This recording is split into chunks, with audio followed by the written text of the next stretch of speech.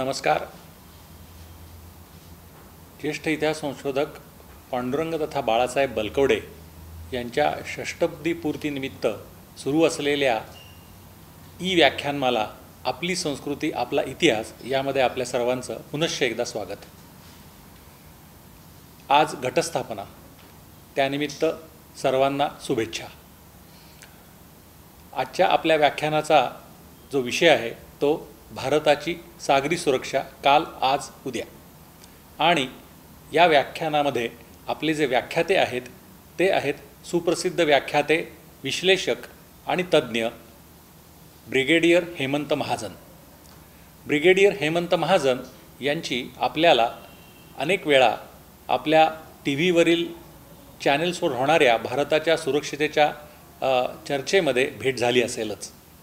Brigadier Hemant Mahajan या क्षेत्रातील एक नावाजलेलं तज्ज्ञ व्यक्तिमत्व आहे. ब्रिगेडियर हेमंत महाजन यांनी भारतीय सैन्य दलामध्ये 1975 साली आपली सेवा रुजू केली. अनेक पदांवरती ते कार्यरत राहिले.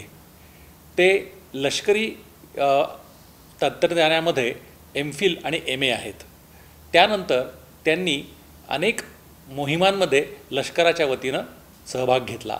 त्यातल्या 2 प्रमुख मोहिमा म्हणजे ऑपरेशन पराक्रम आणि ऑपरेशन रक्षक.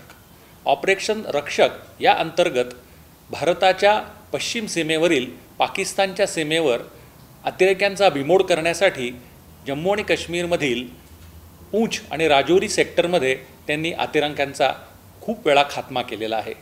त्यानंतर त्यांनी पूर्वोत्तर भागाची सीमा, नंतर डावा दहशतवाद या विरोधात देखील अनेक मोहिमांमध्ये भाग घेतला. ऑपरेशन पराक्रम या मोहिमेमध्ये त्यांनी मोठ्या प्रमाणावर सैन्याची हालचाल या उपक्रमामध्ये भाग घेऊन आपलं त्यामध्ये नाव नोंदवलेलं आहे.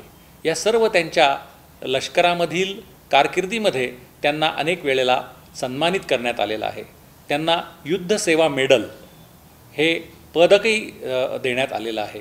गेली अनेक वर्षे ते लष्करी तज्ज्ञ म्हणून, जाणकार म्हणून आपल्यासमोर सगळ्यांना माहीत झालेले आहेत. त्याचप्रमाणे ते आर्मी कॉलेज या कॉलेजमध्ये अनेक महत्त्वाच्या लष्करी अधिकाऱ्यांना 3 वर्ष त्यांचं ट्रेनिंग करण्यासाठी, त्यांना तंत्रज्ञानाची माहिती देण्यासाठी म्हणून कार्यरत होते. लष्करातून निवृत्ती झाल्यानंतरसुद्धा त्यांनी आपला हा व्यासंग कायम ठेवला आणि गेली 8-9 वर्षे ते अनेक विषयांवरती, ज्यामध्ये संरक्षण, अतिरेक्यांच्या विरुद्ध चालवल्या जाणाऱ्या मोहिमा, त्यानंतर परदेशी लष्करी मोहिमा यामध्ये आपलं मत व्यक्त करीत असतात. त्यांची आजपर्यंत जवळजवळ सागरी सुरक्षा, जम्मू काश्मीरमधील आतंकवाद, नक्षलवाद, त्याचा बिमोड या अशा विषयांवरती 8 उत्तम पुस्तकं प्रसिद्ध झाली आहेत. तसेच त्यांनी आत्तापर्यंत जवळजवळ 1000 या विषयांवरील व्याख्यानं संपूर्ण भारतभर वेगवेगळ्या भाषांमधून दिलेली आहेत. आज आपल्याला ब्रिगेडियर हेमंत महाजन भारताची सागरी सुरक्षा काल, आज, उद्या या विषयावरती व्याख्यान देणार आहेत. त्यांचे स्वागत. जय हिंद. मी ब्रिगेडियर हेमंत महाजन आपलं या व्याख्यानमालेमध्ये स्वागत करतो. मी अतिशय संयोजकांचा आभारी आहे की एका महत्त्वाच्या व्याख्यानमालेमध्ये आपण मला बोलवलेलं आहे, ज्यामध्ये श्री पांडुरंगराव बलकवडे यांची 60 वर्ष पूर्ण झालेली आहेत आणि त्यांनी सैन्यातनं ते रिटायर्ड झालेले आहेत आणि त्यांच्या निमित्त, त्यांच्या या महत्त्वाच्या दिवसानिमित्त आणि संस्थेचे आता एक 100 वर्ष पूर्ण झालेली आहेत, तर त्या निमित्त ही जी व्याख्यानमाला सुरू झालेली आहे, या व्याख्यानमालेत मला देशाच्या सुरक्षेचा एक महत्त्वाचा पैलू म्हणजे सागरी सुरक्षा याविषयी आपण मला बोलण्याची संधी दिली, त्याकरता मी आपल्या सगळ्यांचा आभारी आहे. जोपर्यंत पांडुरंगरावांविषयी बोलायचं म्हटलं तर त्यांचा आणि माझा संबंध हा 2009 पासून सुरू झालेला आहे, ज्यावेळेला मी सैन्यातून रिटायर्ड झालो होतो आणि त्यांच्याशी माझी ओळख झाली. ते त्यावेळेला सदर्न कमांडमध्ये काम करत होते. सैन्यामध्ये असताना त्यांचा माझा कधी संबंध आला नव्हता, परंतु सदर्न कमांडमध्ये असताना अनेक वेळा ते मला भेटले आणि त्यानंतर त्यांचं जे कार्य चाललं होतं, खास इतिहासकाराचं, त्याविषयी मला कल्पना आली आणि अनेक वेळा अनेक समारंभामध्ये मी त्यांच्याबरोबर भाषण केलेलं आहे. मग ते पानिपतचा रणसंग्रामाचे 250 वर्ष असो की अनेक व्याख्यानमाला असो, तळेगावला ते दाभाडे व्याख्यानमालेमध्ये मला अनेक वेळा घेऊन जायचे. तर त्यामुळे त्यांचा संबंध येत राहिला आणि त्यांच्या कामाचा मला परिचय झाला. तर खरोखरच हे अतिशय उत्तुंग असं व्यक्तिमत्व आहे आणि त्यांनी सर्व्हिसमध्ये असताना पण खूप चांगलं काम केलेलं आहे. त्याकरता सैन्याकडनं त्यांना सदर्न कमांडच्या आर्मी कमांडरचं कमेंडेशन कार्ड हे मिळालेलं आहे त्यांच्या चांगल्या कारकिर्दीकरता. आणि आता ते रिटायर्ड झालेले आहेत. त्यामुळे त्यांना आता पूर्ण वेळ त्यांचं जे पहिलं प्रेम होतं की देशाचा इतिहास, देशाची संस्कृती, यावरती त्यांना काम करण्याची संधी मिळेल. आणि मला जो आजचा विषय दिलेला आहे सागरी सुरक्षा, तो एक अतिशय महत्त्वाचा विषय अशा करता आहे की सध्या देशाचं जे लक्ष आहे ते चीन सीमेवरती केंद्रित आहे. कारण गेल्या अनेक दिवसापासून 5 मे पासून चीन सीमेवरती गडबड ही सुरू आहे आणि त्यामुळे सगळं लक्ष तिकडे आहे. परंतु त्याचबरोबर इतर ज्या सीमा असतात त्यांचं सुद्धा अतिशय महत्त्व असतं आणि जर आपण तिथे पुरेसं लक्ष दिलं नाही तर देशाच्या सुरक्षेला एक फार मोठा खतरा निर्माण होऊ शकतो, हे मी आपल्याला सांगू इच्छितो.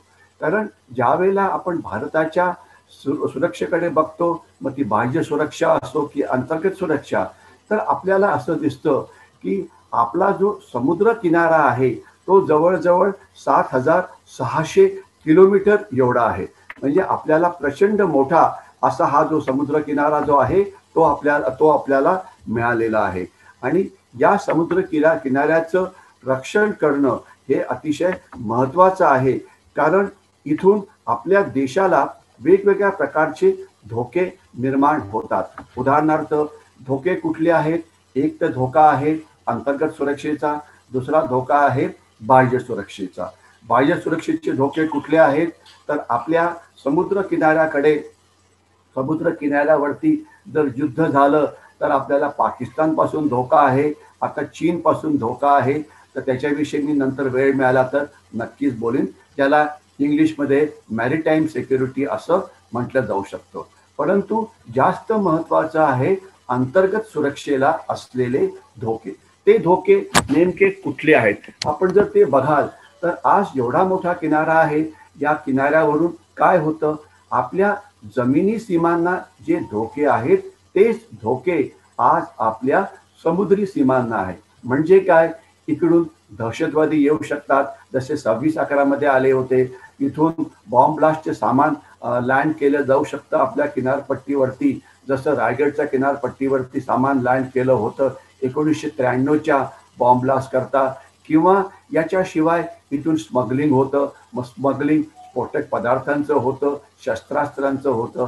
अनेक वेळा दहशतवादी श्रीलंकेच्या बाजूनी आपली जी सदर्न स्टेट्स आहेत तिकडे येतात. म्हणजे मग ते केरळ असो की तामिळनाडू असो वगैरे. याच्याशिवाय इथून बेकायदेशीर व्यापार जो आहे हा प्रचंड होतो. एवढंच नव्हे तर या ठिकाणी समुद्रामध्ये अनेक गैरकानूनी अशा कारवाया केल्या जातात. त्याच्याविषयी मी नंतर बोलण्याचा प्रयत्न करेन. फेक इंडियन करन्सी नोट्स म्हणजे खोटा नोटा आणल्या जातात, सोन्याचं स्मगलिंग केलं जातं, नार्को टेररिझम म्हणजे नार्कोटिक्स इकडनं आणलं जातं. म्हणजे बाह्य सुरक्षेपासून जेवढे धोके आहेत त्याच्यापेक्षा कितीतरी जास्त धोके आपल्याला अंतर्गत सुरक्षेच्या आव्हानामुळे आहे. त्यामुळे इथे या सीमांचं रक्षण करणं हे अतिशय महत्त्वाचं आहे. आपण जर शॉर्टमध्ये बघाल तर 7,600 किलोमीटर जी आपली सीमा आहे, समुद्री सीमा आहे, इथे दिलेली आहे. याच्याशिवाय आपल्याकडे अंदमान आणि निकोबार ही आयलंड्स आहेत की जी इथे आपल्याला तिथे दिसतंय की ही इथे मार्क केलेली आहेत. ही 572 आहेत आणि त्यापैकी फक्त 29 जी बेटं आहेत तिच्यावरती माणसं राहतात, बाकीच्या ठिकाणी कोणी राहत नाही. तर त्यामुळे त्याचा गैरवापर हा पुष्कळ केला जाऊ शकतो. आपल्याकडे लक्षद्वीप आयलंड जी आहेत ती आपल्याला दिसत आहेत की इथे ती स्थित आहेत आणि ती 27 आयलंड आहेत आणि 27 बेटांपैकी फक्त 9 बेटांवरती माणसं राहतात, बाकीच्या ठिकाणी राहत नाही. आपल्या समुद्र किनाऱ्यावरती मोठी बंदरं आहेत, मेजर पोर्ट्स 13 आहेत आणि मायनर पोर्ट्स ही 185 आहेत. म्हणजे 185 अशी बंदरं आहेत की ज्यामधून परदेशाशी आपला व्यापार होतो. आणि लक्षात असावं की आपला 95% व्यापार जो आहे तो समुद्राकडनं होतो. केवळ 5% व्यापार जो आहे तो या तर जमिनीवरनं किंवा हवाई मार्गे हा होतो. तर त्याच्यामुळे समुद्राकडनं येणारे रस्ते हे आपल्याकरता अतिशय महत्वाचे आहे. आणि एवढंच नव्हे तर सध्या लडाखमध्ये चीनच्या बरोबर स्टँड ऑफ चाललेला आहे. आणि आपलं जे अंदमान निकोबार आयलंड आहे याच्या पुढे मी आपल्याला नंतर दाखवण्याचा प्रयत्न करीन की याच्या खालच्या बाजूला साऊथ ईस्ट एशिया आहे. तिथून चीनचा 80% व्यापार जातो. लढाई झाली तर तो व्यापार आपण थांबवू शकतो हे समजणं गरजेचं आहे. आपल्या करता जी सुरक्षा दलं आहेत याकरता ती आहे अर्थातच इंडियन नेव्ही आहे, मग कोस्ट गार्ड आहे आणि सागरी पोलीस आहे. आणि जर यांच्या सुरक्षेची जर आपण वाटणी म्हटली तर किनारपट्टीपासून तर 20 नॉटिकल माईल पर्यंतचा जो समुद्र आहे त्याच्यावरती लक्ष ठेवणं हे काम पोलिसांचं आहे. सागरी पोलीस किंवा त्याला आपण कोस्टल पोलीस म्हणू शकतो. आणि त्याच्यानंतर जी हे आहे 200 नॉटिकल माईल पर्यंतचा जो समुद्र आहे तो अर्थातच इंडियन कोस्ट गार्डच्या ताब्यामध्ये आहे. तर यामुळे समुद्र किनाऱ्याची रक्षा जी करायची त्याकरता जी विविध लोक रिस्पॉन्सिबल आहेत त्याची आपल्याला कल्पना ही येऊ शकते. एवढंच नव्हे तर 200 नॉटिकल माईलच्या पुढे जो समुद्र आहे तिथे रक्षण करण्याचं काम हे इंडियन नेव्ही म्हणजे भारतीय नौदलाचं आहे. तर त्याच्यामुळे ही 3 सुरक्षा दलं आहेत. अजून सुद्धा अनेक आहेत, त्यांच्याविषयी मी पुढे बोलण्याचा प्रयत्न करीन. तर आज आपण जे बोलतो आहे तर आज 3-4 महत्वाचे घटना घडलेल्या आहेत त्याच्याविषयी मेन्शन करणं गरजेचं आहे. करोना किंवा कोविड-19 किंवा चीनी व्हायरस विरुद्धची लढाई भारताची अजून संपलेली नाही. यामुळे भारताचं प्रचंड नुकसान असं झालेलं आहे आणि ही लढाई कधी संपेल सांगता येत नाही.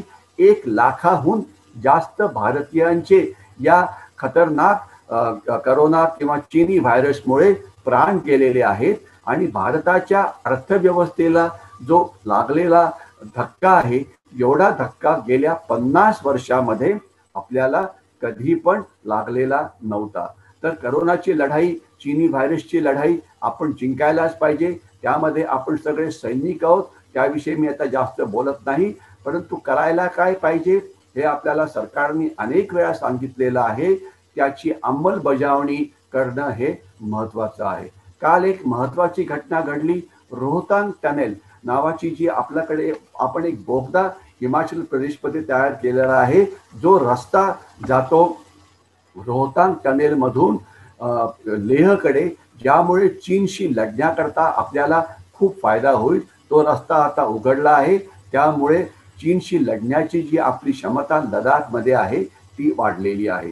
याच्याशिवाय चायनीज एजंट्स आणि अमेरिकन प्रेसिडेंट यांच्याविषयी मी नंतर बोलेन. आज अमेरिकन प्रेसिडेंट जगातले सर्वात महत्वाचे व्यक्ती आहेत. त्यांना करोना झालेला आहे, त्यांना चीनी व्हायरस झालेला आहे. आता ही जी फोटोग्राफ मी आपल्याला पुढे दाखवतो आहे हे भारतीय सैन्याचे शूर सैनिक ज्यांनी सप्टेंबरच्या महिन्यामध्ये जो आत्ता संपलेला आहे आपल्या प्राणाचं बलिदान दिलं आहे. तर या सगळ्यांना नमन करून मी माझं प्रेझेंटेशन पुढे चालू ठेवतो. कारण बघा याच्यामध्ये भारतीय सैन्याचे अधिकारी पण आहेत. हे बघा हे अधिकारी आहेत, हे पण इथे अधिकारी आहेत. तर आणि इतर सैनिक यांनी वेगवेगळ्या सीमांवरती, मग ते काश्मीरमध्ये असो की भारत पाकिस्तान सीमेवरती असो की भारत चीन सीमेवरती असो, आपल्या सप्टेंबरच्या महिन्यामध्ये आपल्या प्राणाचे बलिदान दिलं. हा एक मला याच्याविषयी खास सांगू इच्छितो मी. हा जो आहे नीमा तेनझिंग हा अर्थातच तिबेटचा होता. तिबेट आणि हे तिबेटन कमांडोज भारतीय सैन्याच्या अधिकाऱ्यांच्या हाताखाली काम करतात. त्यांनी पँगँगसो लेकमध्ये आपल्या प्राणाचं बलिदान दिलं. आणि हा जो आपल्याला एक शूर सैनिक इथे दिसून येतो आहे हा महाराष्ट्राचा आहे आणि हा नागपूरचा होता. तर या सगळ्यांना वंदन करून मी माझं प्रेझेंटेशन जे आहे ते पुढे चालू ठेवतो. मला हे सांगायचं आहे की सागरी सुरक्षेमध्ये आपल्याकडे अनेक आव्हानं होती. त्याला आता आपण बऱ्यापैकी तोंड देतो आहे आणि आता भारताची जी वाटचाल आहे ती असुरक्षित भारतापासून सुरक्षित भारताकडे जात आहे. उदाहरण द्यायचं म्हटलं तर आपण जर इतिहास बघितला, जो पांडुरंगराव बलकवडांचा एक अतिशय आवडीचा विषय होता, त्यामध्ये असं दिसतं की कुठल्याही देशाची जी प्रगती झाली असते ती दोन ठिकाणी झाली असते. एक तर नद्यांची सुपीक खोरी, मग ती गंगेचं खोरे असो की सिंधू नदीचं असो की यमुना नदीचं असो की ब्रह्मपुत्रेचं असो, कारण तिथली जमीन सुपीक असते, तिथे पाणी मिळतं. आणि दुसरं समुद्र किनारा. ज्या ज्या देशांना समुद्र किनारा होता त्याच्यातली बहुतेक सगळी राष्ट्र ही महाशक्ती बनली होती. दुर्दैवाने भारताने समुद्र किनाऱ्याचा जेवढा पाहिजे तेवढा वापर केला नाही, परंतु आता मात्र तो वापर वाढलेला आहे आणि समुद्र किनाऱ्याचा जो उचित वापर आहे तो आपण कसा करतो आहे याविषयी मी बोलण्याचा प्रयत्न करेन. आज समुद्र किनाऱ्याकडे आपण बघाल तर आज आपलं जवळजवळ 20 ते 25% जे तेल आहे ते मग बॉम्बे हाय असो, बॉम्बे हाय आपल्याला इथे दिसतं आहे, किंवा कृष्णा, गोदावरी, कावेरी हे बेसिन असो, इथून जवळजवळ आपलं 25% तेल इकडनं निघतं आहे. आणि एवढंच नव्हे तर जिथे आपला अंदमान निकोबार आयलंड्स आहेत तिथे सुद्धा मोठ्या प्रमाणामध्ये तेल आहे, परंतु त्याचं उत्कलन करणं सध्या एवढं किफायतदार नाही. ज्यावेळेला तेलाची किंमत ही $100 पर बॅरलच्या वरती जाईल त्यावेळेला आपण या तेलाचं उत्खनन करणं सुरू करू. आणि एवढंच नव्हे तर आता जे आंतरराष्ट्रीय कायदे आहेत या कायद्याप्रमाणे 200 नॉटिकल माईलचा जो समुद्र आहे त्याला एक्सक्लुझिव्ह इकॉनॉमिक झोन असं म्हटलं जातं. म्हणजे इथे जे मिळेल, तेल असो की गॅस असो की काही पण असो, ते आपलं असतं. तिथे मच्छीमारी आपली असते. आज मच्छीमारीविषयी बोलायचं म्हटलं तर जगातला मच्छीमारी करणारा भारत हा नंबर 3चा देश आहे, परंतु अजून सुद्धा इथे मच्छीमारी करण्याकरता आपल्याला खूपच जास्त स्कोप आहे की जो आता आपण जास्त वापर करण्याचा प्रयत्न करतो आहे. मी उदाहरण देतो की आपल्याकडे असलेली ही जी अंदमान आणि निकोबार आयलंड्स आहेत त्याच्या जवळ असलेला हा जो समुद्र आहे 200 किलोमीटर किंवा 300 नॉटिकल माईलचा समुद्र हा आपला आहे आणि इथलं सगळं आपलं आहे. परंतु अजून सुद्धा इथे ज्या प्रमाणामध्ये मासेमारी व्हायला पाहिजे ती होत नाही. असं म्हटलं जातं की अंदमान निकोबारचा समुद्र असा आहे की जिथे मासे हे म्हातारे होऊन मरतात, म्हणजे तिथे माशांना पकडलंच जात नाही. तर आपल्याकडे आज आपल्या समुद्र किनाऱ्यावरती अनेक कारणामुळे मासेमारीचा दुष्काळ पडतोय. कोकणचा किनारा घ्या, तिथे पोल्युशनमुळे म्हणा किंवा ओव्हर फिशिंगमुळे म्हणा किंवा अनसायंटिफिक फिशिंगमुळे, तर आपण या भागामध्ये जाऊन चांगल्या प्रकारचं फिशिंग हे करू शकतो. मी पटकन पाकिस्तानकडे येतो. पाकिस्तान हा देश आपल्याला कशा प्रकारे त्रास देतो आहे याची आपल्याला कल्पना आहे, परंतु मला सध्या एवढं सांगायचं आहे की सध्याच्या परिस्थितीमध्ये पाकिस्तानचं सैन्य जे ट्रेडिशनली भारत पाकिस्तान सीमेवरती तैनात असायचं, म्हणजे इथे 85%, आज 50% सैन्य हे बलुचिस्तानमध्ये किंवा नॉर्थ वेस्ट फ्रंटियरमध्ये त्या जागांचं रक्षण करण्याकरता गुंतलेलं आहे. एवढंच नव्हे तर हा जो चायना पाकिस्तान इकॉनॉमिक कॉरिडॉर आहे, हा जो पाकिस्तानमधून ग्वाडारमधून सुरू होतो आणि जो चीनमध्ये शिनजियांग प्रांतामध्ये जातो, इथे याचं रक्षण करण्याकरता जवळजवळ 3 डिव्हिजन सैन्य म्हणजे 70 ते 80 हजार सैन्य इथे तैनात आहे. तर आज पाकिस्तानची आर्थिक व्यवस्था खराब आहे, पाकिस्तानच्या सैन्याची हालत खराब आहे, परंतु तरीही चीनला मदत करण्याकरता पाकिस्तान मदत करतच राहील. आणि आपल्याला आठवत असावं की ISI आपल्या किनारपट्टीचा गैरवापर करण्याकरता प्रसिद्ध आहे.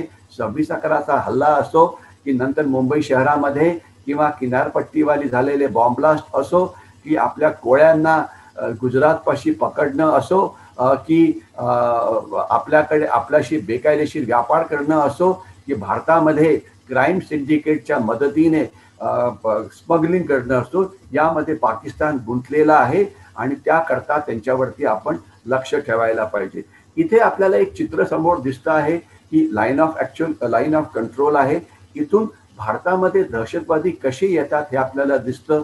रिक्रुटमेंट रॅली होते, मग त्यांचं फंडिंग होतं, मग त्यांना ट्रेनिंग कॅम्पला घेऊन जालं जातं, मग त्यांचं रिलिजियस इंडॉक्ट्रिनेशन होतं आणि त्यानंतर त्यांना रात्रीच्या वेळेला 8 ते 10 दहशतवाद्यांच्या गटामध्ये भारताच्या आत घुसवलं जातं. 95% दहशतवादी हे सीमेवरती मारले जातात आणि काही भारताच्या आत त्यांना जाण्यामध्ये यश मिळतं आणि तिथे मग ते वेगवेगळ्या प्रकारची गडबड करतात. हे जे आपल्याला इथे दाखवलेलं आहे, नेमका हाच प्रकार होतो भारताच्या समुद्रपट्टीवरती. फक्त तिथे फायरिंग होत नाही, परंतु स्मगलिंग, बेकायदेशीर व्यापार, इतर गैरकृत्य ही अतिशय मोठ्या प्रमाणामध्ये सुरू असतात, इन्क्लुडिंग बांगलादेशी घुसखोरी. ज्या आपल्या 3 मोठ्या संस्था आहेत, सुरक्षा संस्था, की ज्या सागरी सुरक्षेमध्ये गुंतलेल्या आहेत, तर त्यामध्ये कोस्ट गार्ड किंवा इंडियन कोस्ट गार्ड किंवा ज्याला भारतीय तटरक्षक दल असं म्हणता येईल, त्यांनी 2019 मध्ये नेमकी काय कामगिरी केली हे आपल्याला दिसेल. त्यांनी 2019 मध्ये 618 कोटी रुपयाचा जो अवैध माल आहे तो पकडला, म्हणजे स्मगलिंग वाला माल. त्यांनी 18 बोटी पकडल्या. त्यांनी अनेक खलाशांना तस्करी म्हणजे स्मगलिंग करताना पकडलं. त्यांनी अनेक कोळ्यांचे प्राण वाचवले, ज्यामध्ये 438 माणसांची सुटका करण्यात आली. अनेक ठिकाणी ज्यावेळेला कोळी बांधव हे समुद्रामध्ये अडकलेले होते, त्यांना त्यांनी सुरक्षित जागी आणण्याकरता मदत केली. तर भारतीय तटरक्षक दलाची ही जी कामगिरी आहे, त्याकरता त्यांचं कौतुक तर करायलाच पाहिजे, परंतु अजून सुद्धा त्यांनी आपलं काम जास्त सुरक्षित करण्याची, अजून जास्त मजबूत करण्याची गरज आहे. कारण समुद्र किनाऱ्यावरती गैरवापर जो पाकिस्तानकडून होतो आहे तो केवळ वाढतच आहे. त्यामुळे अजून त्यांनी जास्त सक्षम होण्याची गरज आहे. आता याच्याकडे बघा, आपल्याला इथे भारत पण दिसतो आहे, चीन पण दिसतो आहे, पूर्ण देश दिसतो आहे. आणि जर सागरी सुरक्षेविषयी आपण म्हटलं की ज्याला आपण मॅरिटाईम सिक्युरिटी म्हणता येईल किंवा चीनच्या संबंधामध्ये असलेली आपली सिक्युरिटी, तर इथे 4 मोठे ओशन्स आहेत. एक तर आहे पॅसिफिक ओशन, मग दुसरा आहे भारतीय महासागर, मग याच्याशिवाय अटलांटिक ओशन. तर हा जो समुद्र आहे, जो इंडियन ओशन आहे, भारताच्या नावाने त्याचं नाव केलेलं आहे. मग इथे मध्ये जो आहे हा अरेबियन सी आहे, याच्याशिवाय इकडे जे मध्ये आहे ती बेंगॉलची बे ऑफ बेंगॉल आहे. तर हे तर आहेच, इथे तर भारताने आपलं रक्षण करायलाच पाहिजे. परंतु आज वेगवेगळ्या देशांचे व्यापार एकमेकाशी चालतात समुद्रामधून. तर म्हणून समुद्रामध्ये चालणाऱ्या आपल्या व्यापाराचं रक्षण करणं हे महत्त्वाचं असतं आणि तोच प्रकार चीनचा आहे. आणि 4 मोठे देश समुद्रामध्ये चीनच्या विरुद्ध येत आहेत. आणि मला वाटतं आपले देशाचे फॉरेन मिनिस्टर डॉक्टर जयशंकर हे क्वाड्रिलॅटरल कोऑपरेशनची मीटिंग अटेंड करण्याकरता जपानमध्ये गेलेले आहेत, जिथे 4 मोठ्या राष्ट्रांमध्ये समुद्रामध्ये मॅरिटाईम कोऑपरेशन करून स्वतःची सागरी सुरक्षा कशी वाढवायची यावरती चर्चा होते आहे आणि अंमलबजावणी होते आहे. ही 4 राष्ट्र कुठली? तर अर्थातच त्याच्यामधलं एक आहे युनायटेड स्टेट्स म्हणजे अमेरिका, दुसरं आहे जपान, तिसरं आहे ऑस्ट्रेलिया आणि चौथं अर्थातच आहे भारत. तर ही 4 राष्ट्र, अमेरिका, भारत, ऑस्ट्रेलिया आणि जपान, जी 4 मोठी राष्ट्र आहे, त्यांची नौदलं आता चीनच्या विरोधामध्ये इथे कोऑपरेशन करतील. त्याकरता वाटाघाटी आणि बोलणी सुरू आहे आणि त्याच्यावरती यामुळे आपली जी बाह्य सागरी सुरक्षा आहे यामध्ये नक्कीच आपल्याला फायदा होईल. कारण आता या सगळ्या राष्ट्रांशी आपण संरक्षण संबंध मजबूत करतो आहे, आपले सामरिक संबंध मजबूत करतो आहे. इंटेलिजन्स कोऑपरेशन म्हणजे जर काही माहिती असेल चीनच्या बोटींविषयी, चीनच्या जहाजांविषयी, चीनच्या पाणबुडीविषयी, ती पण आपण एकत्रितरित्या एक दुसऱ्यांना पास करतो आहे. असं बऱ्यापैकी कोऑपरेशन हे आपलं सुरू आहे. आणि आज आपण ज्यावेळेस आपल्या सुरक्षेकडे बघतो तर यामध्ये आपल्याला चीनी जे आपल्या जवळ येत आहेत हा आपल्याला एक मोठा प्रॉब्लेम होतो आहे. आणि आज तसं म्हटलं तर जवळजवळ 36 राष्ट्रांना आपली मॅरिटाईम सीमा म्हणजे समुद्री सीमा जी आहे ती लागलेली आहे. खरं म्हटलं तर प्रत्येकच स्लाईडवरती मी पुष्कळ बोलू शकतो, परंतु वेळेच्या अभावी मी फक्त काही महत्वाच्या मुद्द्यावरती लक्ष केंद्रित करतो आहे. इथे तुम्हाला भारताची सागरी किनारपट्टी आणि भारताच्या जमिनी सीमा या एकत्र दिसत आहेत. भारत पाकिस्तान सीमा आहे ही आपल्याला इथे ही दिसते आहे इथे. आणि आपण बघाल इथे की 3,323 किलोमीटर सीमा आहे.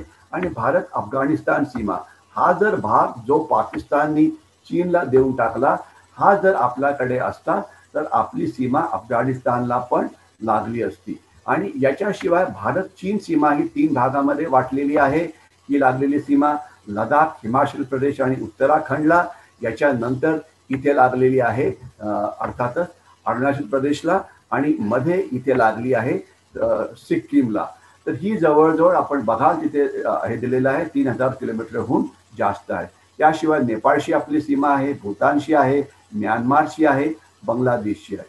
तर आपली 15,600 किलोमीटर ही जमिनी सीमा आहे आणि सागरी सीमा ही 7,516 किलोमीटर आहे, ज्यामध्ये आपली ही जी बेटे आहेत अंदमान आणि निकोबार आयलंड आणि इथे असलेली लक्षद्वीप आयलंड ही सुद्धा महत्वाची आहे. आणि इथे असलेले जे मिनिकॉय आयलंड आहे हे भारताच्या दृष्टीने फार महत्वाचं आहे, कारण याच्या खालती मालदीव आहे आणि मिनिकॉय आयलंड आणि मालदीवच्या मधून आंतरराष्ट्रीय ट्रॅफिक समुद्रामधला आहे तो खूप मोठ्या प्रमाणात जातो. इथे आपण अनेक राष्ट्रांना थांबवू शकतो जर लढाई झाली तर. आता ज्या वेळेला आपण सागरी किनारपट्टीकडे बघतो तर आपल्याला दिसेल की ही राज्य जी आपल्याला नकाशावरती दिसत आहेत, गुजरात आहे, महाराष्ट्र, कर्नाटका, केरळ, तामिळनाडू, आंध्र प्रदेश, ओरिसा आणि वेस्ट बेंगॉल ही 9 राज्य आहेत ज्यांना समुद्री सीमा आहे. आणि काही केंद्रशासित प्रदेश सुद्धा आहेत की जसं गोवा आहे, मग त्याच्यानंतर लक्षद्वीप आयलंड्स आहेत, मग इकडे अंदमान आणि निकोबार आयलंड्स आहेत, इकडे पांडेचेरी आहे वगैरे, इकडे वरती दीव दमण आहे, इथे मार्क केलेलं नाही आहे ते. तर या सगळ्यांना समुद्री सीमा आहे. तर खरं म्हटलं तर भारतातल्या बहुतेक राज्यांना समुद्री सीमा लागलेली आहे. त्या जमिनी सीमा असो की समुद्री सीमा. फक्त काही मधली राज्य आहेत, मध्य प्रदेश फक्त म्हणता येईल आणि फार तर आपल्याला तेलंगणा म्हणता येईल की ज्यांना ही सीमा नाही. बाकी सगळे राज्य ही सीमावरती आहेत. तर त्याच्यामुळे देशाच्या सीमांची सुरक्षा मग ती समुद्री सीमांची असो की जमिनी सीमांची ती किती महत्वाची ती आपल्याला कळू शकेल. जर आपण किनारपट्टीचा इतिहास बघितला तर आपल्याला असं दिसेल की 1977 पर्यंत फक्त भारतीय नौदल हे किनारपट्टीवरती सुरक्षा दल होतं आणि ते सुद्धा खरं म्हटलं तर फक्त लढाई करता तयार होतं. त्यांच्याकडे कुठल्याही लहान बोटी नव्हत्या ज्यामुळे त्यांना किनारपट्टीचं रक्षण करता आलं असतं. तर त्यामुळे या काळामध्ये सीमेची किनारपट्टीची सुरक्षा ही अतिशय खराब झाली होती. त्यामध्ये स्मगलिंग वगैरे सुरू झालं होतं, बॉम्ब ब्लास्ट हे सगळं सुरू झालं होतं. आपल्याला आठवत असेल की 70 आणि 80च्या दशकामध्ये अनेक असे स्मगलर्स होते की ज्या स्मगलर्सनी देशाच्या अर्थव्यवस्थेला स्मगलिंग करून अतिशय उद्ध्वस्त केलं होतं. दाऊद इब्राहिम असो की करीम लाला असो, अनेक स्मगलर्स आहेत की ज्यांनी देशाच्या अर्थव्यवस्थेला उद्ध्वस्त केलं होतं. मग 1977 साली भारतीय तटरक्षक दल म्हणजे इंडियन कोस्ट गार्डला सामील करण्यात आलं आणि त्यानंतर जे सर्वात जास्त परिणाम झाला तो झाला 26/11च्या नंतर, ज्या वेळेला या समुद्री सीमाकडे सर्वात जास्त लक्ष हे देण्यात आलं. यावरती 1999 साली कारगिल युद्ध झाल्यानंतर सुद्धा सागरी सुरक्षेचा अभ्यास केला गेला होता. अनेक उपाययोजना सांगण्यात आल्या होत्या, परंतु भारतीय सरकारकडे पैसा नसल्यामुळे त्याच्यावरची फारशी अंमलबजावणी झाली नाही. 26/11च्या हल्ल्यानंतर सुद्धा जी अंमलबजावणी होते आहे ती अतिशय कमी स्पीडनी होते आहे. खरं म्हटलं तर 2016 पर्यंत पूर्ण उपायाची अंमलबजावणी करणं गरजेची होती, परंतु ती होऊ शकली नाही. याचं मुख्य कारण आपल्याकडे डिफेन्स बजेटला जेवढा पैसा पाहिजे तेवढा नाही. कारण आपल्या पंतप्रधानांनी अनेक वेळा म्हटलेलं आहे, अनेक भारतीय यांच्याकडे पैसे आहेत, परंतु ते कर भरायलाच तयार नाही. आणि जोपर्यंत सरकारचं करापासून असलेलं उत्पन्न वाढत नाही तोपर्यंत सरकार डिफेन्स बजेट हे वाढवू शकत नाही. तर म्हणून भारतीयांना एक विनंती आहे की ज्यांना शक्य आहे त्यांनी कर भरावा, कारण आपण जे कर भरतो त्यामुळेच देशाची आर्थिक प्रगती होऊ शकते, देशाची सुरक्षा ही होऊ शकते. आपली जी पूर्ण किनारपट्टी आहे त्याच्याविषयीचे जे स्टॅटिस्टिक्स आहे ते इथे दिलेले आहेत, परंतु मला सध्या दोनच महत्वाच्या गोष्टी सांगायच्या आहेत. एक तर लक्षद्वीप जे बेट आहेत त्यांची जी किनारपट्टी आहे ती 132 किलोमीटर लांब आहे आणि जी किनारपट्टी आहे अंदमान निकोबारची ती 1962 किलोमीटर लांब आहे. आणि भारताच्या पश्चिम किनारपट्टीवरती अनेक बेट आहेत, 447 टू बी प्रिसाइज, आणि पूर्व किनारपट्टीवरती 151 बेट आहेत. आता तुम्ही म्हणाल ही बेटं कुठली? मी यामध्ये अंदमान निकोबार आयलंड किंवा लक्षद्वीप विषयी बोलत नाही. उदाहरणार्थ कोकण किनाऱ्याच्या समोर खंदेरी उंदेरी नावाची बेटं आहे, सिंधुदुर्ग आहे, तर तशा प्रकारची जंजिरा आहे वगैरे. तर अशा प्रकारची बेटं याचा गैरवापर शत्रू राष्ट्र ही करू शकतात स्मगलिंग करण्याकरता, बेकायदेशीर व्यापार करण्याकरता. तर म्हणून यावरती लक्ष असणं हे गरजेचं आहे. आणि आता भारत सरकारने किनारपट्टीवरती मोठ्या प्रमाणामध्ये सागरमाला नावाचं एक प्रोजेक्ट सुरू केलेला आहे. महाराष्ट्राचे एक सुपुत्र नितीन गडकरी याकरता जबाबदार होते. त्यांनी आपल्या किनारपट्टीवरती सागरमालाची प्रोग्रेस अतिशय वेगाने सुरू केली होती आणि त्यामुळे आता किनारपट्टीवरती असलेली आपली बंदरं यांचं आधुनिकीकरण, तिथे असलेले रस्ते त्यांचं आधुनिकीकरण, किनारपट्टीवरती राहणाऱ्या लोकांचा सुरक्षेकरता व्यापार, हा सगळ्या गोष्टींवरती त्यांनी लक्ष घातलेलं होतं. आणि ज्यावेळेला आपण किनारपट्टीविषयी बोलतो तर त्यावेळेला लक्षात असायला पाहिजे की इथे नेमकं काय आहे. तर आपल्या किनारपट्टीवरती समुद्र म्हणजे अनेक महत्वाची गावं तिथे आहेत. मुंबई आहे, चेन्नई आहे. आज जवळजवळ 20% आपली लोकसंख्या किनारपट्टीवर राहते. आज आपला जो समुद्र किनारा आहे त्याचं जर आपण विश्लेषण केलं तर सँडी बीचेस म्हणजे जिथे वाळू आहे ती 43% आहे आणि रॉकी क्लिफ्स जिथे फक्त दगड धोंडे किंवा असे पहाडी आहेत ते जवळजवळ 11% आहे. आणि जिथे मार्शी लँड म्हणजे जिथे म्हणजे अतिशय दलदलीची जागा आहे ती 46% आहे. याचा नेमका अर्थ काय होतो? जिथे जिथे समुद्र किनाऱ्यावरती जिथे चौपाटी असते जो 43% भाग आहे तिथे कुठलंही स्मगलिंग करता लोक हे लँड करू शकतात. जोपर्यंत रॉकी म्हणजे जिथे खडकाळ भाग आहे तिथे त्याचा गैरवापर हा उलटी कामं करण्याकरता केला जाऊ शकतो. आणि जिथे मार्शी लँड म्हणजे जिथे दलदलीची जमीन आहे तर तिथे सुद्धा अनेक गैरव्यापार केले जातात. तर म्हणून या वेगवेगळ्या किनारपट्टीच्या ठिकाणी आपलं लक्ष असणं हे गरजेचं आहे. आज भारताकडे 4000 फिशिंग टाउन्स आहेत, म्हणजे 4000 वेगवेगळ्या गावातून आपल्या किनारपट्टीवरती फिशिंग होतं. 99% फिशरमन हे चांगले असतात, पण काही जण चुकीची कामं करू शकतात. तर म्हणून तिथे लक्ष असणं हे गरजेचं आहे. आज 1914 असे लँडिंग पॉइंट्स आहेत की जिथे मासेमारी झाल्यानंतर मासेमार आपलं मासे घेऊन तिथे लँड होतात. आणि काही गैर लँडिंग पॉइंट सुद्धा आहेत, त्यांच्यावरती लक्ष असायला पाहिजे. आणि जशी भारताची प्रगती होते आहे तर अनेक ठिकाणी प्रायव्हेट जेटीज, प्रायव्हेट पोर्ट सुद्धा तयार झालेले आहेत आणि तिथे त्यांनी प्रायव्हेट सिक्युरिटी गार्ड पण टाकलेले आहेत. लक्षात असावं की देशाची सुरक्षा ही प्रायव्हेट गार्डकडे दिली जाऊ शकत नाही आणि किनारपट्टीवरती कुठलीही प्रायव्हेट जेटी किंवा प्रायव्हेट हे असू शकत नाही. सुरक्षा दलांना कुठे पण जाण्याकरता परवानगी असणं हे गरजेचं आहे. आता आपण इथे बघाल तर आपल्याला दिसेल की आपली जवळजवळ म्हणजे 20% ही जी लोकसंख्या जी आहे ती किनारपट्टीपासून 50 किलोमीटरच्या आत आहे. म्हणजे भारताची किनारपट्टी हा जो भाग, हे आपल्याला सगळे जे भारताचे जे किनारी जिल्हे आहेत ते सगळे आपल्याला इथे दिसत आहेत. हे अतिशय आपल्या प्रगतीकरता अतिशय महत्वाचे आहे, कारण इथूनच व्यापार होतो, इथूनच अनेक चांगल्या गोष्टी होतात. आणि मॅनग्रोव्ह फॉरेस्ट ज्याला म्हणायचं, हे जवळजवळ 4000 स्क्वेअर किलोमीटरहून जास्त आहे. इथे अनेक वेळा चुकीची कामंही केली जातात.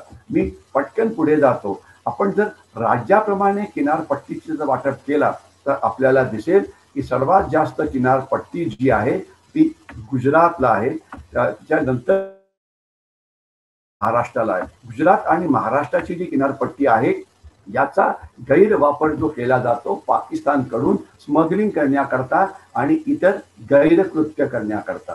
जो खालचा भाग आहे केरळ, तामिळनाडू, हा जो भाग आहे याचा गैरवापर केला जातो दहशतवादी येण्याकरता. कुठून? तर श्रीलंकेच्या बाजूने. आंध्र प्रदेश आणि जी किनारपट्टी आहे याचा गैरवापर केला जातो नक्षलवाद्यांना किंवा माओवाद्यांना. चीन आणि साऊथ ईस्ट एशियामधले अनेक क्राईम सिंडिकेट्स हत्यारं पुरवतात, तर त्याकरता त्यांचा गैरवापर केला जातो. म्हणून इथे किनारपट्टीची सुरक्षा असणं हे महत्वाचं आहे. आणि जोपर्यंत प्रश्न ओरिसा आणि पश्चिम बंगालचा आहे, इथे बांगलादेशी घुसखोरी समुद्राच्या बाजूने मोठ्या प्रमाणामध्ये सुरू आहे. आणि अंदमान निकोबार आयलंड असो की लक्षद्वीप आयलंड असो, इथे इतर देशांची जहाजं आपल्या समुद्रामध्ये गैर मासेमारी करण्याकरता येतात. तर म्हणून हे सगळं लक्षात असणं हे आपल्याला अतिशय महत्वाचं आहे. समुद्रामध्ये असलेली चॅलेंजेस ही आपल्याला महत्वाची आहे. तिथे राज्य आणि केंद्र सरकार यांच्यामध्ये असलेले संबंध, काही राज्य उदाहरणार्थ पश्चिम बंगाल किनारपट्टीच्या सुरक्षेकडे अजिबात लक्ष देत नाही, बांगलादेशी घुसखोरीला आत येऊ देतं. आंध्र प्रदेशनी सुद्धा जे काम करायला पाहिजे ते पूर्णपणे होत नाही. केरळ आणि तामिळनाडूमध्ये किनारपट्टीचं रक्षण ज्या पद्धतीने करायला पाहिजे त्या पद्धतीने केलं जात नाही. अनेक आयसिसचे दहशतवादी इकडून पकडले गेलेले होते. अनेक वेळा डेव्हलपमेंट विरुद्ध सिक्युरिटी हे डिबेट सुरू होतं, कारण आपल्याला डेव्हलपमेंट करायची म्हटली तर आपण सुरक्षेकडे दुर्लक्ष केलं जात नाही. एक उदाहरण द्यायचं म्हटलं तर अनेक महत्वाचे कारखाने तिकडे तयार केले किनारपट्टीवरती स्थित होतात, परंतु त्यांची सिक्युरिटीकडे लक्ष देणं सुद्धा तेवढंच महत्वाचं आहे. एवढंच नव्हे तर अनेक कायदे आहेत की ज्यामुळे ते कायदे सगळ्या राज्यांना असणं महत्वाचं आहे. कारण आपला जो कायदा आहे CRPC म्हणजे क्रिमिनल प्रोसिजर कोड किंवा IPC, हा कायदा समुद्रामध्ये फक्त 12 नॉटिकल माईलपर्यंत लागू होतो, त्याच्यानंतर हे कायदे लागू होत नाही. तर म्हणून मी आपल्याला पटकन आता पुढे जातो की या सगळ्यांकडे आपल्याला थोडक्यात असं दिसतं की सागरी सुरक्षेमध्ये पुष्कळ फरक पडलेला आहे. 2014 पासून जेव्हापासून नरेंद्र मोदी यांचं सरकार आलेलं आहे तेव्हापासून जे आपले कॅबिनेट सेक्रेटरी आहे ते स्वतः सागरी सुरक्षेची जी समीक्षा होते त्याचं ते त्याच्यावरती ते लक्ष ठेवून असतात. ते स्वतः कॉन्फरन्स होल्ड करतात. कारण नंतर मी आपल्याला दाखवीन की सागरी सुरक्षेमध्ये अनेक डिपार्टमेंट्स इन्व्हॉल्ड आहे आणि त्यांच्यामध्ये कोऑर्डिनेशनची गरज ही खूपच जास्त आहे. आणि इथे आपल्याला टेरिटोरियल वॉटर्स दाखवण्यात आलेली आहे की ज्यामध्ये 12 नॉटिकल माईलपर्यंत आपला जो किनारपट्टी आहे ती तिथे आपला कायदा लागू होतो, परंतु त्याच्या पुढे आंतरराष्ट्रीय कायदे लागू होतात. आणि आपल्याला कल्पना असेल की इटालीचा एक जहाज केरळच्या दिशेने येत होतं, तिथे एक फिशिंग बोट त्यांच्याकडे यायला लागली, त्यांच्या दिशेने यायला लागली, तर इटालीची जे काही सुरक्षा कर्मचारी इटालीच्या बोटींवरती होती त्यांनी फायरिंग केलं आणि त्यांनी आपल्या 2 मच्छीमारांना मारलं. आणि मग तो पुढे एक मोठा इन्सिडेंट झाला होता. अर्थात त्याच्यावरती आता आपण आता प्रॉब्लेमवरती आपण आता मात केलेली आहे, परंतु आंतरराष्ट्रीय कायद्याचं महत्त्व हे आपल्याला कळू शकेल. आज आपली जलवाहतुकीची जी सुरक्षा आहे ती अतिशय महत्त्वाची आहे, कारण जसे रस्त्यावरती ॲक्सिडेंट होतात तशाच प्रकारची ॲक्सिडेंट हे समुद्रामध्ये होतात, खास तर मोठ्या बंदरांमध्ये की जिथे वाहतुकीची जी डेन्सिटी असते ती खूप जास्त असते. दहशतवाद हा एक मोठा रोग आहे नशिबाने LTT ते दहशतवाद थांबल्यापासून आता तिथे तो प्रॉब्लेम पुष्कळच कमी झालेला आहे. परंतु दहशतवादाकडे समुद्राकडचं लक्ष असणं गरजेचं आहे आणि समुद्रामधून जी चाचेगिरी होते त्याच्याकडे सुद्धा लक्ष असणे गरजेचं आहे. आणि समुद्रामधून तर मादक पदार्थांची तस्करी तर होतेच, परंतु अनेक वेळा कम्प्युटर्सवरती सुद्धा हल्ले केले जातात. तर हे जे वेगवेगळ्या प्रकारचे जे धोके आहेत त्याच्यावरती लक्ष असणं हे गरजेचं आहे. या नकाशावरती मी आपल्याला एवढंच सांगू इच्छितो की एक्सटेंडेड एक्सक्लुझिव्ह इकॉनॉमिक झोन आहे त्याचा पण आपण चांगला वापर करायला पाहिजे. कारण जर आपण त्याचा वापर चांगला केला नाही तर नुकसान जे आहे ते केवळ आपलंच होणार आहे. मॅरीटाईम सायबर अटॅक हा महत्वाचा मुद्दा आहे. ऊर्जा सुरक्षा म्हणजे आज भारताचं 70 ते 80% तेल हे समुद्राकडनं येतं, तर त्याच्यावरती लक्ष ठेवणं हे गरजेचं आहे. अनेक वेळा जहाजं आपलं नेमकं स्थान सांगत नाही, तो सुद्धा सुरक्षेला असलेला एक मोठा धोका असतो. हा नकाशा बघा, इथे आपल्याला चीन दिसतो आहे. याच्यावरती मी 2 मिनिटं खर्च करणार आहे. चीनचा जो समुद्र किनारा आहे हा फार कमी आहे, इतकाच समुद्र किनारा आहे. मात्र भारताला 3 बाजूनी समुद्र किनारा आहे. तर त्याच्यामुळे जर भारत चीन किंवा भारत पाकिस्तान युद्ध झालं तर कुठलाही देश भारताची आर्थिक नाकेबंदी समुद्राच्या बाजूनी करू शकत नाही. मात्र आपण चीनची आर्थिक नाकेबंदी ही करू शकतो. ही मी आपल्याला दाखवतो की चीनचं आज हे पर्शियन गल्फ आहे, इथून चीनचं तेल येतं जे इकडनं मलक्कामधून ते चीनच्या बाजूला जातं आणि इथे आपली ही अंदमान निकोबार आयलंड्स आहेत. या भागामध्ये चीनचं तेल आपण थांबवू शकतो. याच्याशिवाय चीनचा जो युरोपला व्यापार होतो सुएझ कॅनॉलमधून, तो व्यापार सुद्धा इथून जातो, तो सुद्धा मलक्कामधून जातो, तो आपण थांबवू शकतो. तर म्हणजे आपण समुद्र किनारपट्टीचा वापर करून चीनवरती अनेक प्रकारे मात करू शकतो. आणि जसं आर्य चाणक्यांनी म्हटलं होतं, शत्रूचे शत्रू हे आपले मित्र असतात. आज जपान हा चीनच्या अतिशय विरुद्ध आहे, तो आपला अतिशय चांगला मित्र आहे. तैवानवरती चीन हल्ला करणार आहे, तो आपला चांगला मित्र आहे. व्हिएतनाम हा चांगला मित्र आहे आणि साऊथ ईस्ट एशियाचे सगळे देश आज आपले चांगले मित्र आहे आणि त्यांच्या बरोबर सागरी सुरक्षेमध्ये आपण आपली आघाडी ही उघडलेली आहे. आता आपण हे जे ॲरोज बघाल, हे सगळे जे समुद्रामधून जे व्यापाराचे महामार्ग आहेत ते आपल्याला दिसतात. आणि व्यापाराच्या महामार्गामध्ये अनेक चोक पॉईंट्स असतात की जिथे आपण कुठल्याही देशाचा व्यापार थांबवू शकतो. तर जसं हा जो चोक पॉईंट आहे बारबेल मंडेप जो आहे हा भारतापासून खूपच जवळ आहे, आपण इथे सगळ्यांना थांबवू शकतो. त्याच्याशिवाय जो स्टेट ऑफ हॉर्मुझ आहे इथे पण आपण लोकांना थांबवू शकतो.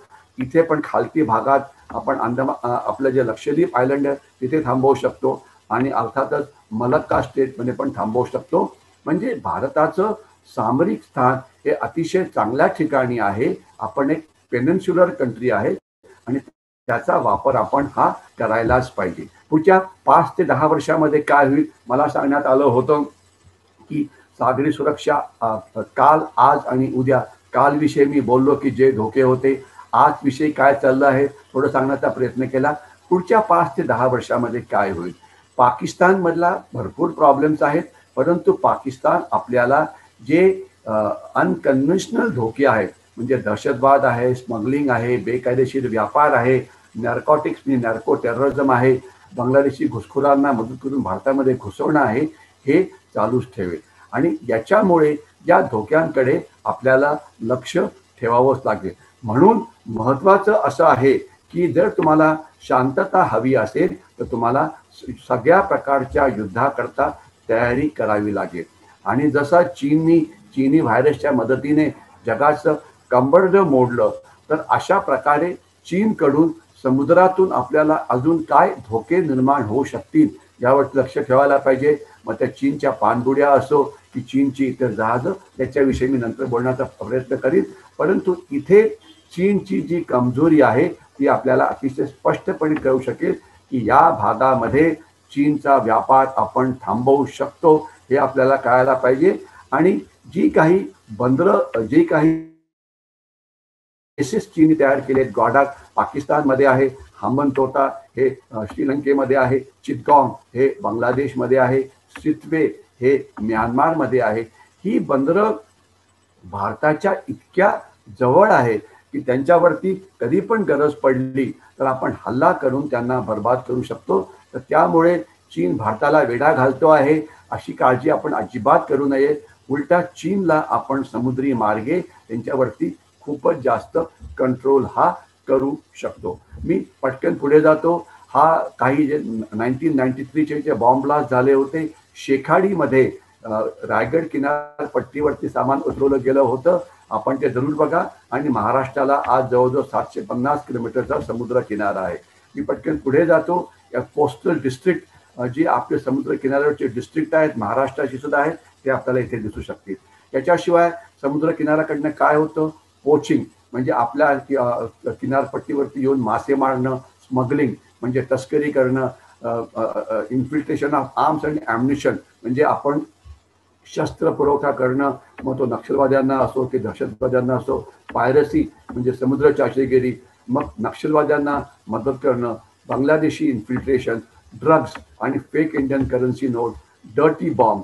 आणि याच्याशिवाय अजून काय होऊ शकतं तर यावरती आपल्याला विचार करत राहायला पाहिजे आणि त्याच्यावरती कारवाईही करायला पाहिजे. जोपर्यंत तटरक्षक दलाचा सवाल आहे त्यांच्याकडे आज अतिशय मॉडर्न शिप्स आहेत. मग ती पोल्युशन कंट्रोल व्हेसल्स असो की फास्ट पेट्रोल व्हेसल्स असो की इंटरसेप्टर बोटी असो की एअर कुशन व्हेकल्स असो, आणि ती आपली किनारपट्टीचं रक्षण करण्याकरता अतिशय सक्षम आहेत. परंतु आज जो प्रॉब्लेम जास्त महत्त्वाचा आहे तो म्हणजे असा की जी लहान लहान मच्छीमारी बोटा ज्या असतात त्यामधून जर काही गडबड झाली तर त्यांच्यावरती लक्ष कसं ठेवायचं हे आपल्या समोर असलेलं मोठं आव्हान आहे. म्हणजे मोठे जे धोके आहेत त्याची आपल्याला काळजी करायचं कारण नाही. परंतु आज जवळजवळ 3.5 ते 4 लाख फिशिंग व्हेसल्स म्हणजे मच्छीमारांच्या बोटी भारतीय समुद्रामध्ये असतात. आणि त्यामध्ये एखादी पाकिस्तानची बोट आली, एखादी चीनची बोट आली किंवा एखाद्या आपल्या बोटीला जर चीन हे केलं तर कसं करायचं हे लक्ष असायला पाहिजे. आता हा जो भाग आहे हा सर क्रीकचा भाग आहे आणि या भागामध्ये भारत आणि पाकिस्तानची जी सीमा आहे त्याच्यावरती सध्या डिस्प्यूट आहे. आणि इथून पाकिस्तान अनेक वेळा स्मगलिंग करण्याचा प्रयत्न करतो. अनेक वेळा पाकिस्तानच्या बोटी इकडे पकडल्या गेल्यात आलेला आहे. आणि कुठल्याही क्षणी भारताचे 100-150 मच्छीमार खास तर गुजरातचे हे पाकिस्तानच्या ताब्यात असतात आणि पाकिस्तानचे काही मच्छीमार हे आपल्या ताब्यात असतात. तर सर क्रीकची सुरक्षा हा एक अतिशय महत्त्वाचा विषय आहे. ते वेळेअभावी मी जास्त बोलत नाही, परंतु इथे सगळ्या सुरक्षा एजन्सीजनी जास्त लक्ष ठेवणं हे गरजेचं आहे. हा जो भाग आहे याला पाक बे म्हटलं जातं. आपल्याला भारताचा किनारा दिसतो आहे आणि आपल्याला कल्पना आहे की हे जे नकाशा त्याला ॲडम ब्रिज म्हटलेलं आहे, आपण त्याला रामसेतू म्हणतो. ज्यावेळेस श्रीराम लंकेमध्ये रावणावरती हल्ला करायला गेले होते त्यावेळेला ते या रस्त्याने आले होते. परंतु आता याचा गैरवापर हा केला जातो तो स्मगलिंग करण्याकरता. आणि ज्यावेळेला LTTE म्हणजे जे तामिळ दहशतवादी गट होते ज्यावेळेला ते ॲक्टिव्ह होते तर ते त्यावेळेला अशा प्रकारच्या या रस्त्यांचा वापर करायचे. नशिबाने त्यांचं कंबरडे मोडण्यात भारतीय सैन्याने खूप काम केलं. ऑपरेशन पवन नावाचं युद्ध भारतीय सैन्याने श्रीलंकेत जाऊन लढलं 4 वर्षाकरता. तिथे आपण 3,500हून जास्त भारतीय सैनिकांच्या प्राणाचं बलिदान तिथे देण्यात आलं. त्याच्यानंतर श्रीलंकेचं सुद्धा कौतुक करायला पाहिजे. त्यांनी सुद्धा प्रचंड कामगिरी केली आणि LTTEचं कंबरड हे मोडलं आहे. तर तेव्हापासून हा धोका कमी झालेला आहे. परंतु स्मगलिंग वगैरे हा इथनं होतो, यावरती लक्ष हे ठेवणं अतिशय गरजेचं आहे. नक्षलवाद्यांना आणि माओवाद्यांना समुद्राकडनं मदत केली जाते. इथे पण लक्ष ठेवणं हे कोस्टगार्डचं, पोलिसांचं आणि नौदलाचं अतिशय महत्त्वाचं काम आहे. ही जी बांगलादेशी घुसखोरी ही तर समुद्रमार्गे ही तर होते जमिनी मार्गे, परंतु हा जो भाग आहे हा बघा भारत आणि बांगलादेशमधला किनारा आणि याला सुंदरबन असं म्हटलं जातं. बेसिकली हे ब्रह्मपुत्रा आणि यमुना आणि गंगा ज्या समुद्रात मिळतात तिथे तयार झालेला हा भाग आहे. या भागात स्मगलिंग भरपूर होतं. इथनं बांगलादेशी घुसखोरी प्रचंड प्रमाणामध्ये होते आणि पश्चिम बंगालचं सरकार याविषयी काहीही करायला तयार नाही. मला वाटतं मीडियानी सगळ्यांनी यावर लक्ष ठेवायला पाहिजे आणि सतत पश्चिम बंगालवरती प्रेशर टाकायला पाहिजे, कारण इथून जी बांगलादेशी घुसखोरी जी सुरू आहे तो एक भारताला लागलेला कॅन्सर आहे. तो कसा थांबवायचा याचं सध्या आपल्याकडे चांगलं उत्तर नाही. परंतु ममता बॅनर्जींना हे समजवणं महत्त्वाचं आहे की त्यांची जी कृत्य आहे ती अतिशय देशद्रोहीपणे आहे. आज भारतामध्ये समुद्रामार्गे प्रचंड प्रमाणामध्ये खोट्या नोटा आणल्या जातात. हे रस्ते इथे दाखवले आहेत. याच्यावरती बोलायचं म्हटलं तर मला अजून 10 मिनिटं बोलावं लागेल. परंतु एवढंच सांगणं महत्त्वाचं आहे की समुद्र किनारपट्टीवरून साऊथ ईस्ट एशियामधल्या थायलंड असो, मलेशिया असो, बांगलादेश असो, पाकिस्तान असो, दुबई असो, इथून वेगवेगळ्या ठिकाणावरून आपल्या समुद्र किनारपट्टीवरून स्मगलिंग तर होतच, खोट्या नोटा आणल्या जातात, नॅर्कॉटिक्स सुद्धा आणलं जातं. तर इथे नौदलाला हे विचारणं महत्त्वाचं आहे की तुम्ही किती खोट्या नोटा पकडल्या. कारण हे सगळे म्हणतात की आम्ही किनारपट्टीचं रक्षण करतो आहे. म्हणजे नेमकं काय? तुम्ही किती नोटा पकडल्या, तुम्ही किती नॅर्कॉटिक्स पकडले, म्हणजे रिझल्ट्स हे दिसायला पाहिजे. केवळ नुसती गस्त घालून, नुसतं पेट्रोलिंग करून काही फारसा फायदा होणार नाही.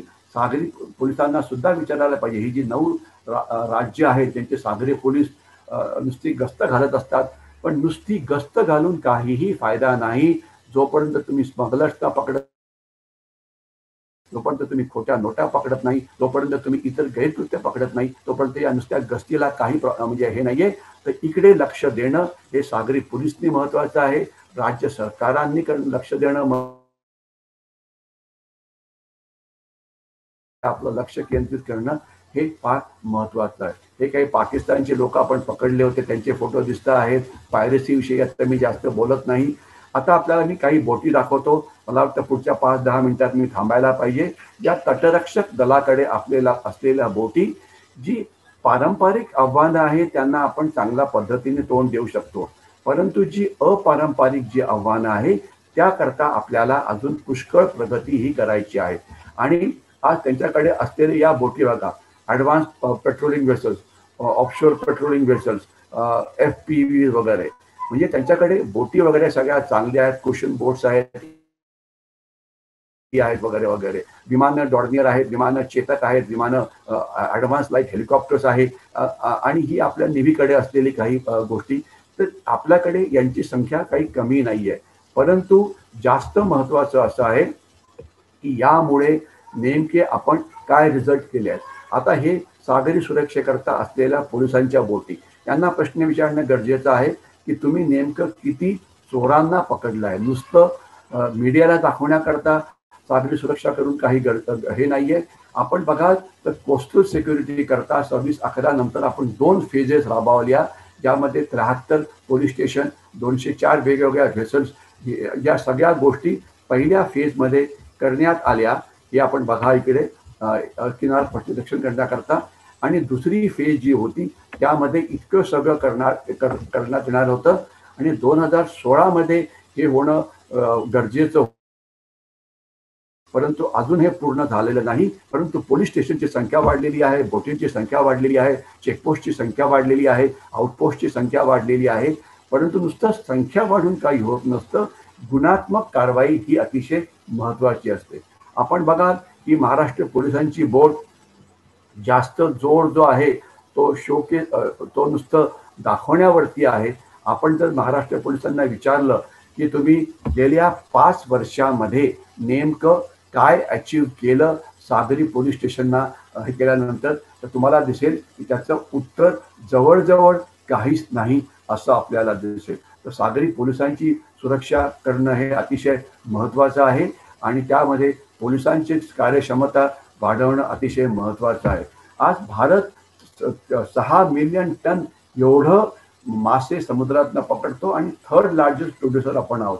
तर पण त्याचा प्रॉब्लेम काय होतो की आज जवळजवळ 3 लाखाहून जास्त बोटी आपल्या समुद्रामधून फिरत असतात. तर त्याच्यामुळे याचं रक्षण कसं करायचं महत्वाचं आहे. आपल्याला लक्षात असेल की ज्या वेळेला 26/11ला 10 दहशतवादी समुद्राकडनं आत आले होते, तर त्यामध्ये 8 दहशतवादी हे नॅशनल सिक्युरिटी जे भारतीय सैन्याचे कमांडो आहेत 52 आणि 51 एसएजीने त्यांनी मारले आणि त्यामध्ये मेजर संदीप उन्नीकृष्णन आणि हवालदार गजेंद्र सिंग यांचं आठवण करणं हे फारच महत्वाचं आहे. आणि 8 दहशतवादी यांनी मारले आणि त्याकरता त्यांना अनेक मेडल्स मिळाली होती. महाराष्ट्र पोलिसांना काही फारसं करता आलं नाही. परंतु त्याच्यानंतर आता आपण पुष्कळ प्रगती केलेली आहे, पुष्कळ ट्रेनिंग केलेलं आहे, पुष्कळ बोटी वाढवल्या आहेत. तर त्याकरता आता आपण आपल्या किनारपट्टीचं रक्षण करू शकतो का, याच्यावरती पुन्हा पुन्हा पुनर्लोकन करणं हे गरजेचं आहे. आज महाराष्ट्राला 720 किलोमीटरचा समुद्र किनारा आहे, परंतु 1000 किलोमीटरची आपल्याकडे खाड्या आहेत. आता या खाड्यांचं रक्षण कसं केलं जाऊ शकतं हा एक वेगळा मुद्दा आहे. तर आज सध्याची जी परिस्थिती आहे की 3 स्तरीय आपल्याकडे असलेली आपली सागरी सुरक्षा आहे. 12 नॉटिकल माईल पर्यंत पोलीस कार्यरत आहेत. 12 ते 200 नॉटिकल माईलच्या मध्ये अर्थात कोस्ट गार्ड आहे आणि त्याच्या पुढे इंडियन नेव्ही आहे. परंतु इंडियन नेव्हीच्या ज्या मोठ्या मोठ्या बोटी आहेत यांचा खरोखर सागरी सुरक्षेकरता काही फारसा फायदा होत नाही, कारण या मोठ्या बोटींना चुकवणं हे स्मगलर्सना अतिशय सोपं असतं. या वेगवेगळे स्टेक होल्डर्स आहेत की ज्या सगळ्यांमध्ये जर कोऑर्डिनेशन झालं तर आपण आपली सागरी सुरक्षाही अजून मजबूत करू शकतो. नेव्ही आहे, कोस्ट गार्ड आहे, CISF म्हणजे सेंट्रल इंडस्ट्रियल सिक्युरिटी फोर्स हे बंदराचं रक्षण करण्याकरता गुंतलेले असतात. मरीन पोलीस असतात, डिपार्टमेंट ऑफ फिशरीज असतं, एअरफोर्सची सुद्धा विमानं उड्डाण करतात, BSFची वॉटर विंग क्रीडा भागात आहेत, लाईट हाऊसेस आहेत, कस्टम्स आहेत. म्हणजे संस्थांची कमी नाही. आणि आपण बघाल तर ही सगळी वेगवेगळ्या डिपार्टमेंटच्या हाताखालची कामं करतात. आता बघा, इकडे इंटेलिजन्स एजन्सीज आहेत, मग अदर आर्म फोर्सेस आहेत, मग नेव्ही आहे, मग कोस्ट गार्ड आहे, मग स्टेट पोलीस आहे, मग बॉर्डर सिक्युरिटी फोर्स आहे, CISF आहे, कस्टम्स आहे, पोर्ट ट्रस्ट आहे, DG शिपिंग आहे, DG लाईट हाऊसेस आहेत, फिशरीज डिपार्टमेंट आहे, हायड्रोकार्बन्स आहे, एनर्जी आहे. आणि मंत्रालय कुठली? Ministry of defence, ministry of home affairs, ministry of finance, ministry of shipping nation. म्हणजे म्हणून या सगळ्यांचं जोपर्यंत कोऑर्डिनेशन नीट होत नाही तोपर्यंत आपली सुरक्षेमध्ये अनेक गोष्टी आपल्याला कराव्या लागतील. आता आपण आपल्या कोस्टलाईनवरती रडार्स लावलेली आहेत, तिथे सगळी माहिती ही एकत्रित केली जाते. जॉईंट ऑपरेशनल सेंटर्स आपण वेगवेगळ्या ठिकाणी बनवलेली आहेत. तर त्याच्यामुळे आता किनारपट्टीवरती जवळजवळ 100% कव्हरेज झालेलं आहे आणि कुठलीही मोठी बोट ही आपण त्याच्याकडे लक्ष ठेवून त्यांच्यावरती लक्ष ठेवू शकतो. परंतु एवढा आपण पैसा जरी खर्च केला तरी याचा वापर दहशतवाद्यांच्या हल्ला रोखण्याकरता अजिबात होऊ शकत नाही, कारण दहशतवाद्यांची ज्या बोटी असतात त्या या रडार्सच्या मध्ये त्यांना ओळखल्या या फारशा जाऊ शकत नाही. तर अजून सुद्धा आपली जी मेजर पोर्ट्स आहेत आणि मायनर पोर्ट्स आहेत त्यांच्या सुरक्षेमध्ये आपल्याला अजून जास्त लक्ष घालावं लागेल आणि येणाऱ्या दिवसामध्ये इथली जी आव्हानं आहेत ती वाढवावी लागतात, त्याच्याकडे लक्ष द्यावं लागेल. आणि ही जी वेगवेगळी बेटं आहेत लक्षद्वीपची, खास तर हे जे मिनिकॉयचं जे आयलंड आहे याच्या खालनं मोठा आंतरराष्ट्रीय व्यापार जातो, त्याच्यावरती आपल्याला लक्ष हे ठेवावं लागेल. अंदमान निकोबार आयलंडविषयी पुष्कळ बोललेलो होतो. यांचा वापर आपण सागरी सुरक्षेकरता आणि भारताची समुद्री आर्थिक व्यवस्था चांगली करण्याकरता प्रचंड करू शकतो. आणि त्यामध्ये आता चीनच्या लडाखमधल्या पार्श्वभूमीवरती अनेक गोष्टी तयार झाल्या आहेत. त्याच्यामध्ये खरं तर अंदमान निकोबार आयलंड हा एक वेगळाच विषय होऊ शकतो, परंतु आता आपल्या सरकारने निकोबार आयलंडमध्ये खालती मलक्का बे जिथे माझा ॲरो आहे तिथे एक ट्रान्सशिपमेंट हार्बर हे तयार करायला सुरुवात केलेली आहे. तर हे अशा प्रकारे सागरी सुरक्षा आपली नक्कीच वाढते आहे. तर त्याच्यामुळे चांगलं आहे, परंतु अजून सुद्धा आपल्याला सागरमालामध्ये प्रोग्रेस करावी लागेल. सागरमालामध्ये नेमकं काय चाललं आहे हे आपल्याला इथे दाखवण्यात आलेलं आहे. तर इथे आपल्याला अर्थातच अजून पुष्कळ प्रगती करायची आहे. सागरमाला मी जास्त बोलत नाही. मेजर पोर्ट्स, मायनर पोर्ट्स यांचं आधुनिकीकरण चालू आहे. आपला सागरमालामध्ये आपला व्यापार हा चांगल्या पद्धतीने वाढतो आहे. हे देशाकरता अतिशय चांगली बाब आहे. परंतु आता आपण जर हा नकाशा बघितला, या नकाशावरती जर बोलायचं म्हटलं तर मला वेळ लागेल. परंतु एवढ्या एजन्सीज आहेत, जोपर्यंत त्या रक्षा मंत्रालयाच्या हाताखाली येत नाही तोपर्यंत आपली सागरी सुरक्षा ही चांगली होऊ शकत नाही. तर म्हणून आपल्याला या सगळ्या गोष्टी कराव्या लागतील. या सगळ्या गोष्टी करण्याचा प्रयत्न केला जातो आहे. वेगवेगळ्या डिपार्टमेंट्सना काम करावं लागेल. ते काम बऱ्यापैकी सुरू झालेलं आहे. हे सगळं होतच आहे. याकरता आपल्याला एक महत्त्वाचा मुद्दा म्हणजे प्रत्येक भारतीयांनी अतिशय चांगल्या पद्धतीने काम करण्याची गरज आहे. जोपर्यंत प्रत्येक भारतीय आपली जबाबदारी किनारपट्टीवरती चांगल्या पद्धतीने निभावत नाही तोपर्यंत आपली सागरी सुरक्षा ही मजबूत होणार नाही. म्हणून आज महत्त्वाची गरज आहे की किनारपट्टीवरती असलेले मच्छीमार, तिथे राहणारे लोक, तिथे असणाऱ्या वेगवेगळ्या संस्था, तिथे असणारी वेगवेगळी सुरक्षा दलं एकत्रितरित्या जर त्यांनी काम केलं तरच आपण आपल्या किनारपट्टीचं रक्षण हे चांगल्या पद्धतीने करू शकतो. आणि अपारंपरिक धोके हे आपल्याला पुष्कळ आहे. आपल्याला असलेलं सामान हे नेहमीच कमी पडणार आहे. डिफेन्स बजेट सुद्धा नेहमीच कमी पडणार आहे. तर म्हणून आपल्याला करावं काय लागेल तर जास्त हुशारीचा वापर करावा लागेल, इनोव्हेशनचा वापर करावा लागेल आणि कमीत कमी रिसोर्सेसमध्ये आपण स्वतःचं रक्षण कसं करू शकतो यावरती लक्ष ठेवावं लागेल. मला खात्री आहे हे करण्यामध्ये आपल्याला नक्कीच यश मिळेल. मी पुन्हा एकदा संयोजकांना आभारी मानतो की आज आपण एका महत्त्वाच्या